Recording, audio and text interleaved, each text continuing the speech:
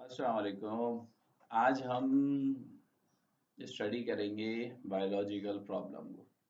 अब biological problem होता है क्या है सबसे पहले? तो प्रॉब्लम तो हमें पता है, मसला होता है, ठीक है। बायोलॉजिकल तो हम बायो की अगर हम डेफिनेशन देखें तो बायो का मतलब होता है लाइफ, ठीक है, जिंदगी। तो जिंदगी के हवाले से जो मसले होते हैं उन्हें हम कहते हैं बायोलॉजिकल प्रॉब्लम।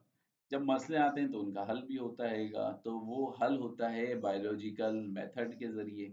वो बायोलॉजिकल मेथड हम देखते हैं सबसे पहले। अच्छा, बायोलॉजिकल मेथड में अगर हम देखें तो हमें देखना क्या है, स्टडी क्या करना है उसमें।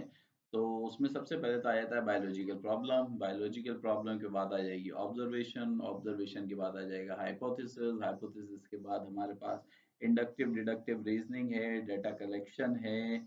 फिर हमारे पास जो है वो एक्सपेरिमेंट है। मे बी आगे पीछे हो सकता है, एक्सपेरिमेंट पहले होगा। उसके बाद जो है हमें वो थ्योरी है, फिर थ्योरी के बाद लॉ है। तो ये पूरा एक बायोलॉजिकल मेथड हैगा। तो एज्यूम करते हैं, हम स्टार्ट लेते हैं बायोलॉजिकल प्रॉब्लम। बायोलॉजिकल प्रॉब्लम कुछ भी हो सकता है, बुखार हो सकता है, हेडेक हो सकता है, फ्लू हो सकता है, वट जो भी आपकी ज़िंदगी के हवाले से या ऑर्गेनिज्म के हवाले से जो भी प्रॉब्लम है वो बायोलॉजिकल प्रॉब्लम है। तो एज्यूम कर लेते हैं कि ये हमारी बुक में भी शायद दी भी है कि मलेरिया के हवाले से, कि किसी को मलेरिया है। सिंपल अगर हम अभी स्टडी करते हैं तो देखते हैं, भाई मुझे बुखार है, ठीक है, आप गॉट अ फीवर। ये क्या है? बायोलॉजिकल प्रॉब्लम है। अब बायोलॉजिकल प्रॉब्लम हमारे पास आ गई। अब हमें सेकंड स्टेप आना है ऑब्जर्वेशन। ऑब्जर्वेशन क्या होता है? ऑब्जर्व करना चीजों को। अब ऑब्जर्व हम कैसे कर रहे होते हैं? Through our senses. हमारे सेंसेस कौन से होते हैं?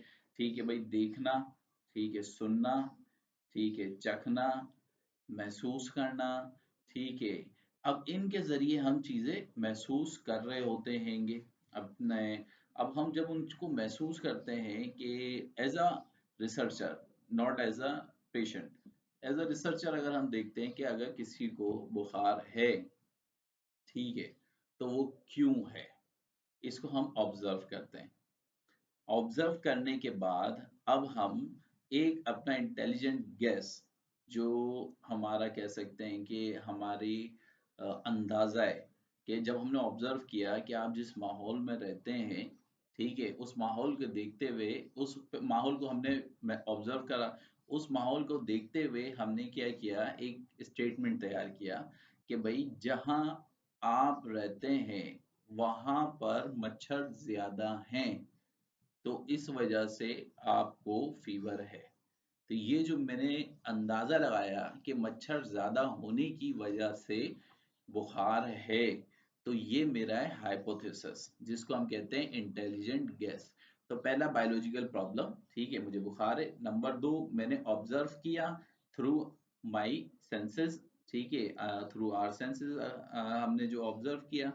तो ऑब्जर्वेशन की बुनियाद पे मैंने एक स्टेटमेंट बनाया, एक अंदाजा लगाया अपनी महसूस करके, फील करके, देख के, सुन के, कि भाई ये यहाँ पर मच्छर ज्यादा हैं, इसकी वजह से बुखार है। तो ये मेरा हो गया हाइपोथेसिस।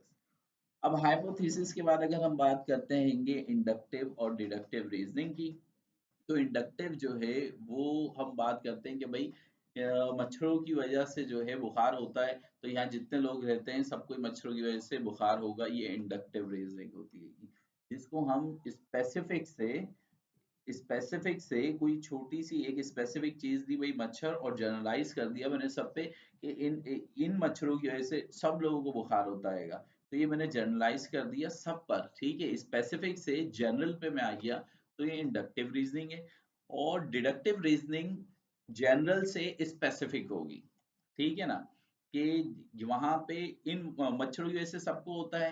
फिर हम बात करेंगे ये जो बुखार हो रहा है, ठीक है, ये किसी एक मच्छर की वजह से हो रहा हैगा, ठीक है। अब सारे मच्छरों की बात नहीं कर रहे, बल्कि स्पेसिफिक कर दिया, जनरल से स्पेसिफिक।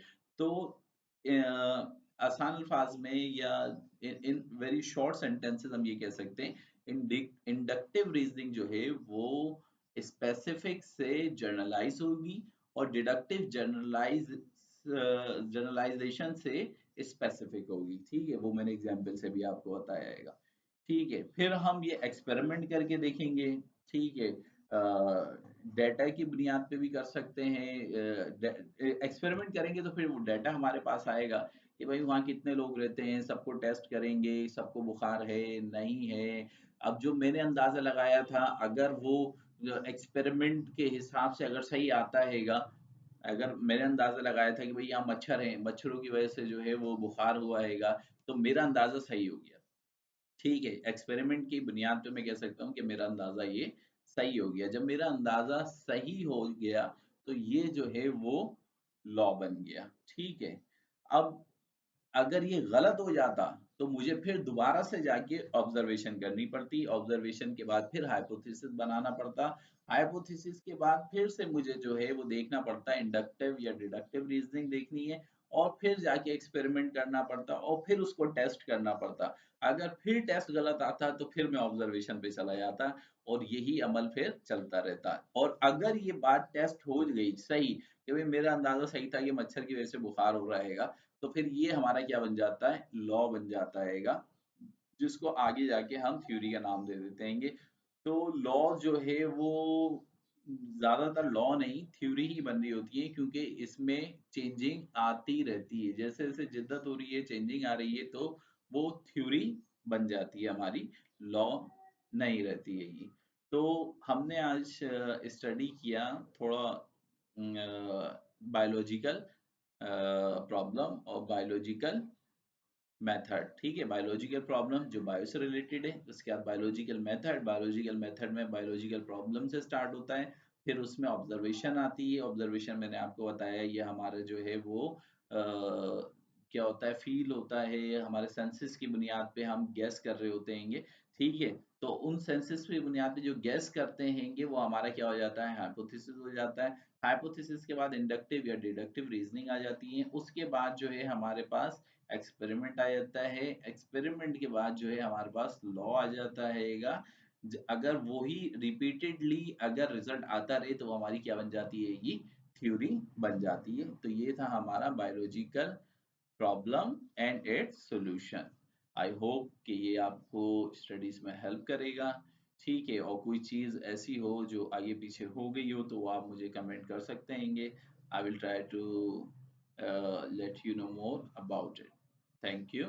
और बच्चों बच्चे जो हैं, जिन बच्चों के पास फैसिलिटीज़ नहीं है, ये जो मोबाइल यूज़ नहीं करते हैंगे, वो अपनी दूसरे क्लासमेट से वो इसको सेव कर सकते हैं अपने पास। उन बच्चों को हेल्प आउट करने के लिए प्रेजेंटेशन में उनको ये दिखा भी सकते हैंगे। इसके अलावा मेरे से भी जो है वो दोबारा पूछ सकते हैंगे। I will make them understand again.